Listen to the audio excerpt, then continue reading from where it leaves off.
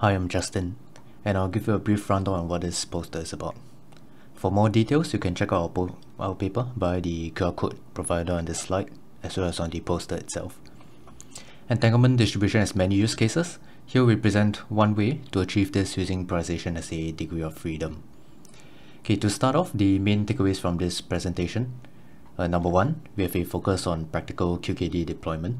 So we use single photon sensitive APDs over superconducting nanowire detectors. The latter tends to require investments in large cryogenic systems that will be unsuitable to run in, say, data centers, for example. Number two, we use 1310 nanometers as our transmission wavelength. This avoids dispersion problems when we run on standard telecommunication fibers that are compliant with ITU G652, such as SMF28E fibers. Other setups tend to rely on 1550 nanometers for lower attenuation losses, but this has higher dispersion and thus often requires the use of dispersion shifted fibers for 1550. And lastly, we also rely on the asymmetric wavelength generation with the other wavelength at 5.6 nanometers, and this then imposes more stringent requirements during our phase matching during the down conversion, so that we can obtain a narrow bandwidth of 0.7 nanometers for the 1310. And third, we achieve a pair rate of more than 10,000 pairs per second at a distance of 50 km fiber, and this has a corrected visibility remaining at 97.1%.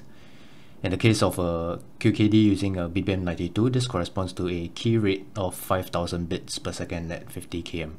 And this is an order of magnitude higher pair rates than existing literature at similar distances. For more details in the poster. Our setup is as follows.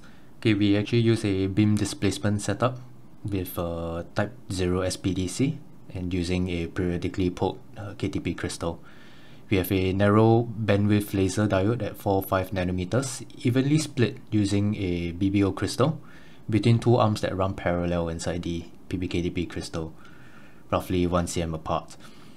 The down conversion then generates the two wavelengths with the same polarization, which we then rotate and then recombine along orthogonal polarizations for each wavelength. We correct for relative phase between the beams by adjusting the angle of the half-wave plates prior to the recombination, and this yields an output state of 5-, where each party receives a linear combination of horizontal and vertical polarizations.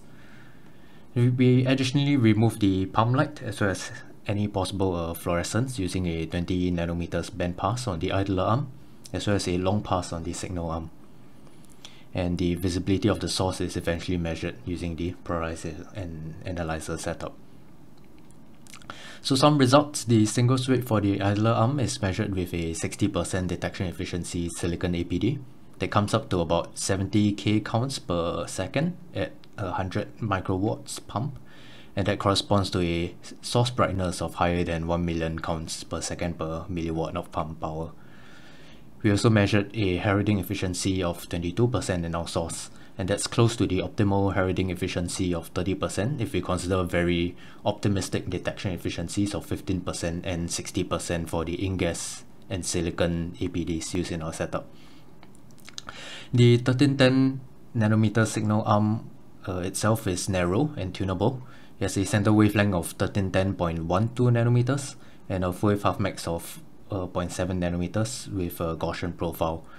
The center wavelength is relatively insensitive to temperature. It has a slope of 0.8 nanometers per Kelvin within the entire zero dispersion window of SMF28E. So this allows us to also cover the entire dispersion range, okay, within a temperature range of 25 Kelvin.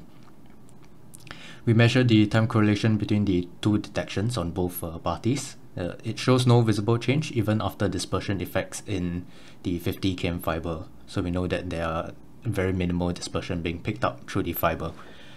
The wave half-max is roughly 280 picoseconds, and this is predominantly limited by the jitter of the InGaAs detector and not that of the source. The entanglement visibility itself is 97.6% locally without fiber, and with the 50 km fiber of minus 17 dB loss, as well as using a pump power of 15 milliwatts, we still obtain more than 10 kilocounts per second with a corrected visibility of 97.1%. That has a asymptotic key rate of 5100 bits per second if we use the entanglement based BBM92 for QKD. If we extrapolate this to 100 kms, this also corresponds to roughly hundreds of bits per second.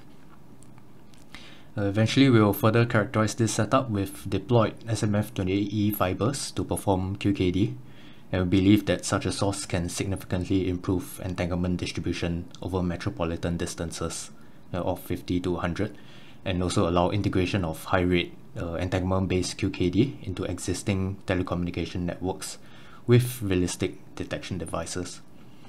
With that, thank you.